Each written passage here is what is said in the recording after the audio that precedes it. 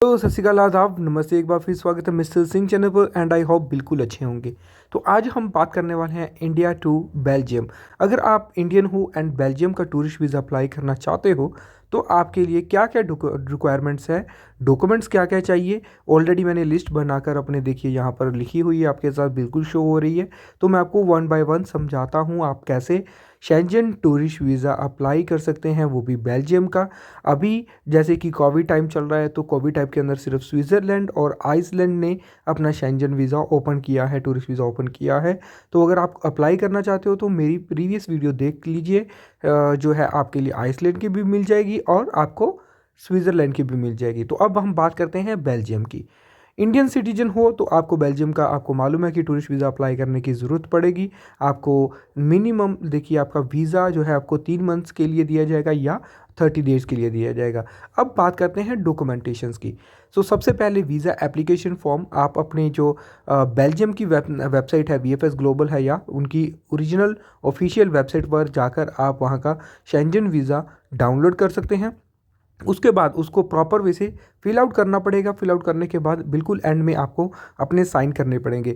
Application form, Schengen application form अगर आपको नहीं फिल आउट करना आता तो प्लीज़ वीडियो के नीचे कमेंट कर दीजिए, आपको मैं वो भी पर्टिकुलर बता दूंगा कि कैसे फिल आउट करते हैं। वैसे मैंने ऑलरेडी बताया हुआ है, मेरी प्रीवियस वीडियो में जाकर देख सकते हैं। इस चीज़ का एजेंट आपसे 1500-2000 रुपये चार्जेस लेते हैं सिर्फ शेंजन वीज़ा एप्लीकेशन फॉर्म को फिल करने का, और मैंने आपको फ्री ऑफ कॉस्ट बताया हुआ है। अब आपको चाहिए 2 रिसेंट फ़ोटो जो कि आपकी जो लाइक न्यू फ़ोटो होनी चाहिए, 3 महीने पुरानी नहीं होनी चाहिए।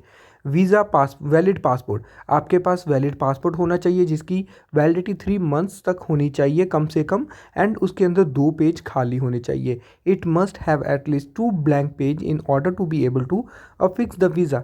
तो आपके पास 2 पेज होने चाहिए जहाँ पर वीज़ा आपका लगेगा। अब बात करते हैं फ़्लाइट बुकिंग। फ़्लाइट बुकिंग के अंदर मैंने बहुत बार बताया कि एंड बहुत लोगों के क्वेश्चन आते हैं, सर फ़्लाइट बुकिंग हम कंफर्म क्यों करवाएं, अगर हमारा वीज़ा रिफ्यूज़ हो गया, ठीक है, तो हमारे जो फ़्लाइट बुकिंग के वो सारे पैसे ख़राब हो जाएंगे। तो इस केस में क्या होता है कि कभी भी आपको जब भी आपने शेंजन टूरिस्ट वीज़ा अप्लाई करना होता है तो आप अपने ओरिजिनल टिकट नहीं लेते, आप एक डमी टिकट लेते हो अप एंड डाउन की, कि that mean you are really serious, ठीक है। तो डमी टिकट के लिए आपके ज़्यादा से ज़्यादा 1000-1200 रुपये लगते हैं, इससे ज़्यादा नहीं लगेंगे। ट्रैवल हेल्थ इंश्योरेंस जो होता है शेंजन वीज़ा के लिए आपके लिए कि 30,000 यूरो तक होना चाहिए। ट्रैवल इंश्योरेंस आपका 30,000 तक होना चाहिए अगर आप शेंजन वीज़ा में ट्रैवल करना चाहते हो। मतलब कि अगर 7-8 दिन का प्लान है तो उस 7-8 दिन के अंदर भगवान ना करे इनकेस अगर कुछ होता है आपकी हेल्थ को, तो वो 30,000 यूरो के साथ आपका रिकवर हो पाए, राइट। आगे हम बात करेंगे होटल बुकिंग। तो ये सारे डॉक्यूमेंट्स आप लिख सकते हैं अगर आप बेल्जियम का टूरिस्ट वीज़ा अप्लाई करना चाहते हो तो होटल बुकिंग में क्या होता है, यहाँ पर भी ये क्वेश्चन काफ़ी आता है कि हम होटल बुकिंग कंफर्म क्यों लें शेंजन वीज़ा के लिए। तो अगर आप शेंजन के अंदर टूरिज़्म का या टूरिस्ट वीज़ा अप्लाई करना चाहते हो तो होटल बुकिंग भी आप डमी करवा सकते हैं, दैट्स इट। तो आपके पास क्या होना चाहिए, होटल बुकिंग आप करवाओगे, उनका name, complete address, phone number, email ID और सब कुछ होना चाहिए। अगर आप हॉस्टल बुक कर रहे हो तो same as a complete address, phone, email ID. अगर आपके पास काफ़ी अच्छे ज़्यादा पैसे हैं तो आप वहाँ पर हाउस जो है रेंट पर ले सकते हैं, तो उसका हाउस एग्रीमेंट जो है, रेंट एग्रीमेंट, वो आपको मेंशन करना पड़ेगा एम्बेसी के अंदर। अब हम बात करेंगे proof of funds. Proof of funds के अंदर क्या होता है कि आपके पास सफिशिएंट फंड है या नहीं।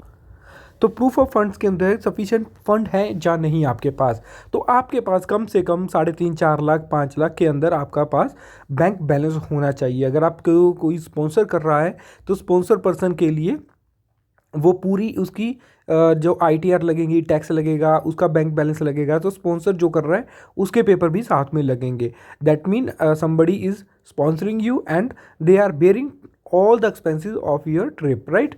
सो अब आप बात करते हैं एम्प्लॉयमेंट सेटर। अगर काफ़ी ज़्यादा लोग जॉब करते हैं तो जॉब के अंदर क्या होता है कि आपके पास एम्प्लॉयर से आपको NOC लेटर लेना पड़ता है, जबकि मान लीजिए आपके पास 10 दिन के हॉलीडेज़ हैं, ठीक है। आप ट्रैवल करना चाहते हो तो उस ट्रैवल के दौरान आप क्या कर सकते हो, कंपनी से अपनी एनओसी लेटर लीजिए। एनओसी लेटर के अंदर आपका नाम लिखा होगा, पासपोर्ट नंबर लिखा होगा, that mean you are interested to travel right to abroad. And after the travel, after the जो योर टूरिज्म, आप वापस आकर अपनी जॉब को कंटिन्यू करोगे। And the company will say we don't have any obligations, we don't have any problem, this person is want to go and he will come back to join our duty. तो आपके पास ये सारे NOC letter में आपको लिखना पड़ेगा। और आपके पास देखिए 6 मंथ की बैंक स्टेटमेंट होनी चाहिए, आपकी आईटीआर होनी चाहिए 3 साल की, और ओरिजिनल पे स्लिप्स होनी चाहिए। काफ़ी लोग बोलते हैं कि मेरे पास ओरिजिनल पे स्लिप्स नहीं है, तो आप उस केस में क्या कर सकते हो, आप अपनी कंपनी को बोल दीजिए, एक लेटर बना कर दीजिए कि मेरी जितनी भी सैलरी आती है वो इन कैश कैश मिलती है, आपको कैश हैंड में मिलती है, राइट। तो वो कंपनी आपको एक लेटर में लिख कर दे देती है और स्टैम्प पेपर पर स्टैम्प करके उनके साइन होंगे, दैट्स इट, वो वैलिड हो जाएगा। तो अगर आप कोई बिजनेसमैन हो, बिजनेसमैन के लिए आपके पास लाइसेंस होगा, उसकी कॉपी, कवर हेड लेटर होगा, हेड लेटर के ऊपर आपके प्रॉपर वे से कंपनी के बारे में लिखा होगा, आपकी 6 मंथ की बैंक स्टेटमेंट चाहिए, आईटीआर चाहिए 3 साल की, और आपके आईटीआर जो होनी चाहिए कम से कम 4 लाख से ऊपर होनी चाहिए। अगर आप नील पे करते हो तो 5 लाख तक को मस्ट होनी चाहिए, 4.5 लाख, 4.5 लाख, 5 लाख की आईटीआर होनी चाहिए। बैंक बैलेंस जो होगा आपका 6 मंथ की स्टेटमेंट चाहिए, और उसके अंदर नियर अबाउट आपके पास 4 लाख 5 लाख के नियर अबाउट आपकी सेविंग होनी चाहिए।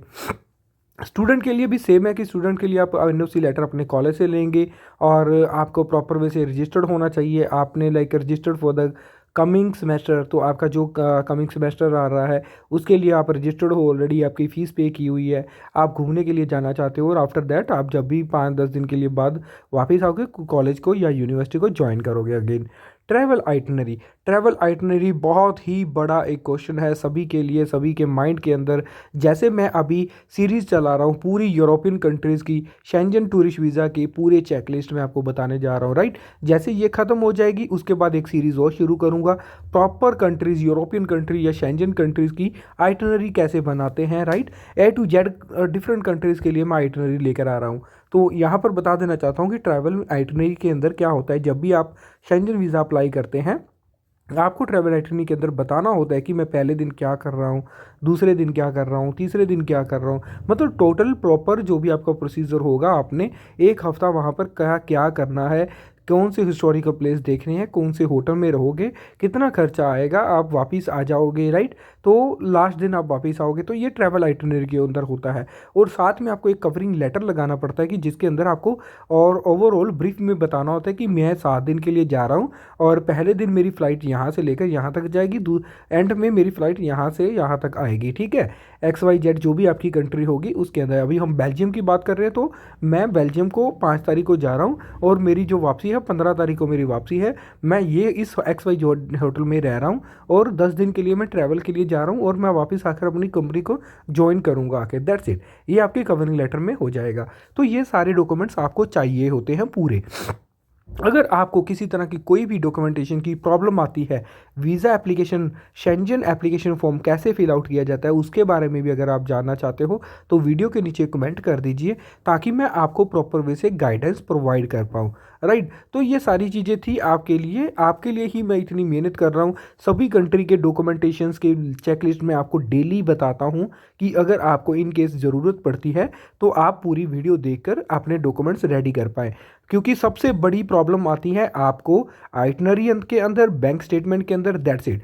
बहुत ज़्यादा लोग अभी आपको पागल बनाना शुरू कर रहे हैं कि लाइक अभी आप टूरिस्ट वीज़ा अप्लाई कर लीजिए लग जाएगा। बट ये होता है कि श्योर शूट वीज़ा कोई भी नहीं होता, कोई भी एजेंट कंपनी जो रखी है वो VFS ग्लोबल नहीं है, वो ना ही एजेंट है, वो ना ही एम्बेसी है, राइट।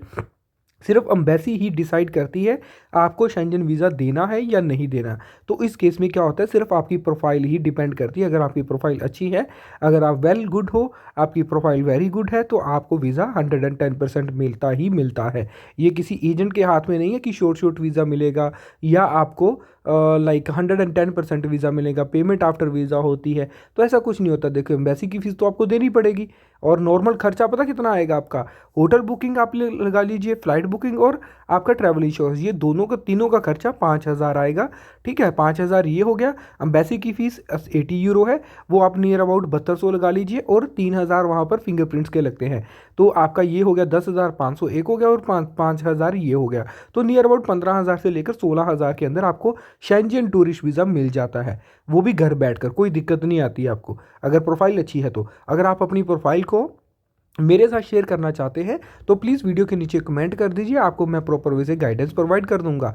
तो आई होप इन्फॉर्मेशन अच्छी लगी होगी, तो प्लीज़ वीडियो को लाइक कर दीजिए, इन्फॉर्मेशन शेयर कर दीजिए, ताकि मैं आपको इसी तरह ही प्रॉपर शेंजन वीज़ा की इन्फॉर्मेशन प्रोवाइड करता रहूँ। तो मिलते हैं नेक्स्ट वीडियो के अंदर।